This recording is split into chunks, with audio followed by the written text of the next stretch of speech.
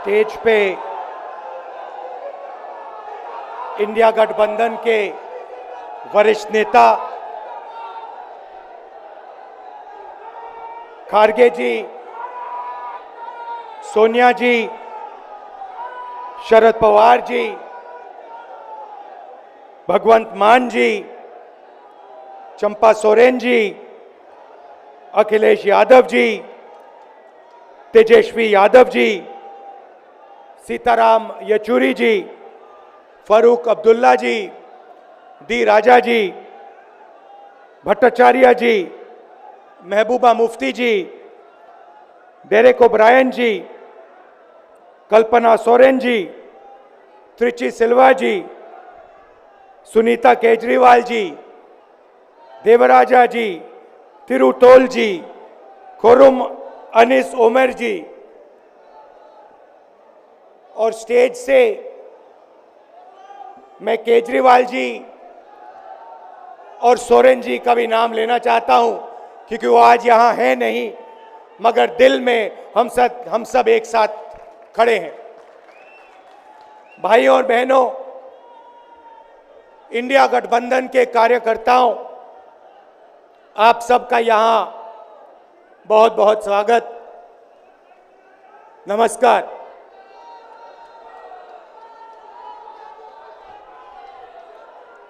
आजकल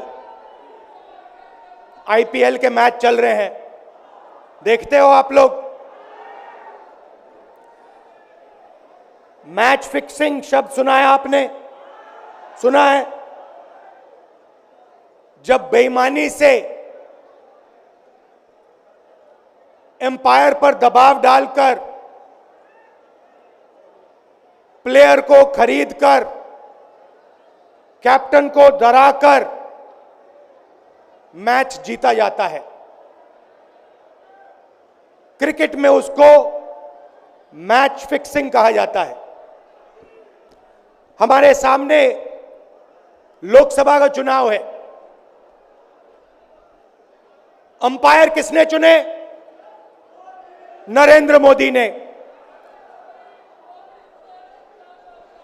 हमारी टीम में से मैच शुरू होने से पहले 2 खिलाड़ियों को अरेस्ट करके अंदर कर दिया। तो भाइयों और बहनों,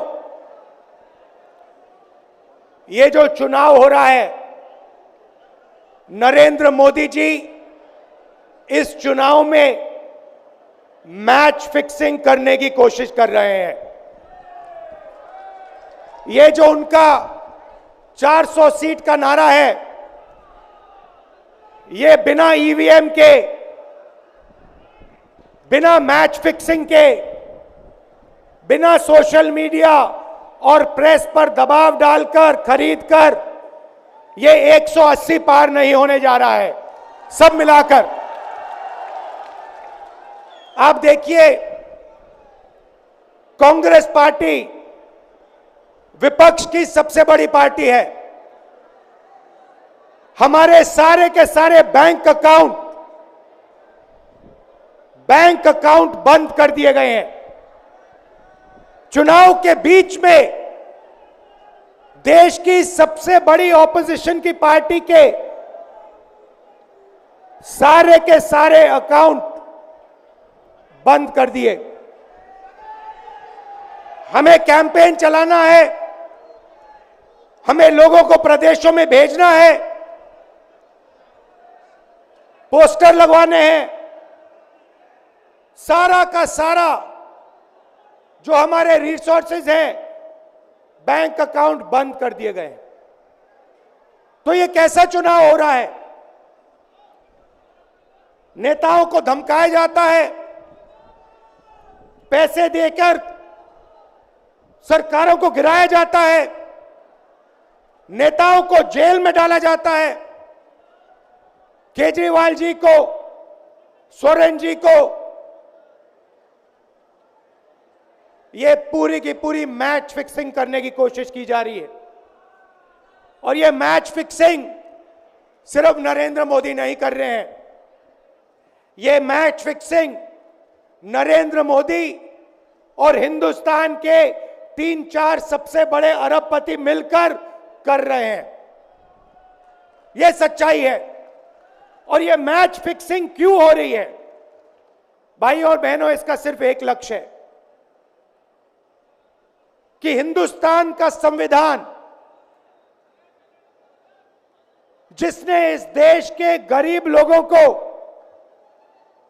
भविष्य दिया, सपने देखने का हक दिया, उस संविधान को हिंदुस्तान के गरीब जनता से के हाथ से छीनने के लिए यह मैच फिक्सिंग की जा रही है। और मैं आपको बताना चाहता हूं कि जिस दिन यह संविधान खत्म हो गया, उस दिन यह हिंदुस्तान नहीं बचेगा। इसको पुलिस से, धमकी से नहीं चलाया जा सकता है। यह जो संविधान है, हिंदुस्तान की जनता की आवाज है, हिंदुस्तान के दिल की धड़कन है। इसको जिस दिन खत्म कर दिया गया, उस दिन यहां पे हिंदुस्तान नहीं बचेगा। अलग अलग स्टेट हो जाएंगे, हिंदुस्तान नहीं बचेगा। यही इनका लक्ष्य है। ये सोचते हैं कि संविधान के बिना धमकाकर, डराकर police, CBI, ED, income tax department के साथ देश चलाया जा सकता है। ये सोचते हैं मीडिया के बिना देश चलाया जा सकता है।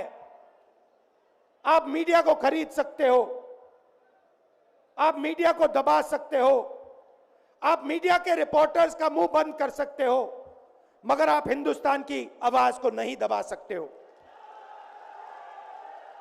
इस आवाज को कोई नहीं दबा सकता। दुनिया में कोई ताकत नहीं है जो इस आवाज को दबा सकती है। भाइयों और बहनों, बीजेपी के एमपी ने कहा कि जैसे ही हम चुनाव जीतेंगे, मैच फिक्स करके 400 सीटें जीतेंगे, वैसे ही हम संविधान को बदल देंगे, संविधान को रद्द कर देंगे। यह ऐसे ही नहीं बोला गया। यह टेस्ट करने के लिए, आइडिया टेस्ट करने के लिए बीजेपी के एमपी ने बोला है। यह लड़ाई संविधान को बचाने की लड़ाई है। जैसे अखिलेश जी ने कहा, संविधान चला जाएगा, गरीबों के हक चले जाएंगे, आरक्षण चला जाएगा, और जो आपका धन है, गरीबों का धन है, किसानों का धन है, मजदूरों का धन है, वो 5-6 लोगों के हाथ में चला जाएगा। नोटबंदी की, जीएसटी लागू किया। मुझे बताइए, जीएसटी से, नोटबंदी से किस गरीब व्यक्ति को फायदा हुआ? किस छोटे दुकानदार को फायदा हुआ? किस किसान को फायदा हुआ? किस बेरोजगार युवा को फायदा हुआ? किसी को नहीं। 40 साल से सबसे ज्यादा बेरोजगारी हिंदुस्तान में आज है। 1% लोगों के पास हिंदुस्तान का पूरा धन, 22 लोग हैं। जितना धन उतने उनके हाथ में है, उतना ही धन 70 करोड़ लोगों के हाथ में है। ये संविधान को क्यों मिटाना चाहते हैं? क्योंकि आपका धन जो है आपसे छीनना चाहते हैं। मैंने जाति जनगणना की बात की, किसानों के एमएसपी की बात की, युवाओं को रोजगार देने की बात की। यही देश के सामने सबसे बड़े मुद्दे हैं। मगर एक बात याद रखिए, अगर आप लोगों ने पूरे दम से वोट नहीं दिया तो इनकी मैच फिक्सिंग कामयाब हो जाएगी। यह आप भूलिए मत। और जिस दिन मैच फिक्सिंग कामयाब हो गई, उस दिन आपका संविधान, हमारा संविधान खत्म हो जाएगा। जिस दिन संविधान खत्म हो गया, उस दिन हिंदुस्तान के दिल पर एक बहुत बड़ी चोट लगेगी। तो ये जो चुनाव है, ये चुनाव कोई मामूली चुनाव नहीं है। ये चुनाव हिंदुस्तान को बचाने का, संविधान को बचाने का, और जो गरीबों का हक है, किसानों का हक है, पिछड़े वर्गों का, दलितों का, आदिवासियों का, गरीब जनरल कास्ट के लोगों का हक है, उसको बचाने का हक है, उसको बचाने का चुनाव है। यह बात आप याद रखिए, क्योंकि अगर यह चुनाव जहां मैच फिक्सिंग की जा रही है, वो पूरे देश को दिख रहा है, बीजेपी के लोग कह रहे हैं। कल में से एक व्यक्ति मिलने आया, मुझे कहता है मैं ट्रेन से आया, मेरे साथ बीजेपी के कार्यकर्ता बैठे थे, उन्होंने कहा कि कुछ ना कुछ गड़बड़ है। यह सच्चाई है। इलेक्शन कमीशन के लोगों को नरेंद्र मोदी जी ने बैठाया, दो नेताओं को, दो चीफ मिनिस्टरों को जेल में डाला। चुनाव से कुछ ही महीने पहले अगर डालना था तो 6 महीने बाद डाल देते, 6 महीने पहले डाल देते। नहीं, चुनाव से 2-3 महीने पहले 2 चीफ मिनिस्टर को डालना था। आपने हमारे बैंक अकाउंट बंद किए। बैंक अकाउंट बंद करने थे, 6 महीने पहले करते, 1 साल पहले करते, 6 महीने बाद करते, कोई फर्क नहीं पड़ता। आप चाहते हो कि विपक्ष चुनाव ना लड़ पाए, और इसीलिए आपने कांग्रेस पार्टी के बैंक अकाउंट रद्द किए, आपने इलेक्शन कमीशन में अपने लोग बैठाए, आप जुडिशरी पे दबाव डाल रहे हो, क्योंकि आप चाहते हो कि मैच फिक्स हो, संविधान रद्द किया जाए और आप सत्ता में रहो। मगर भाई और बहनों, मैं सच बोलता हूं, और मेरी बात आप अच्छी तरह सुन लो। अगर हिंदुस्तान में मैच फिक्सिंग का चुनाव बीजेपी जीते और उसके बाद संविधान को उन्होंने बदला, तो इस पूरे देश में आग लगने जा रही है।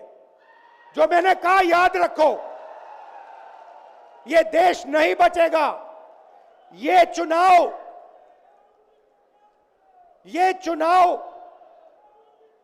वोट वाला चुनाव नहीं है। यह चुनाव हिंदुस्तान को बचाने वाला चुनाव है, संविधान की रक्षा वाला चुनाव है। धन्यवाद। जय हिंद।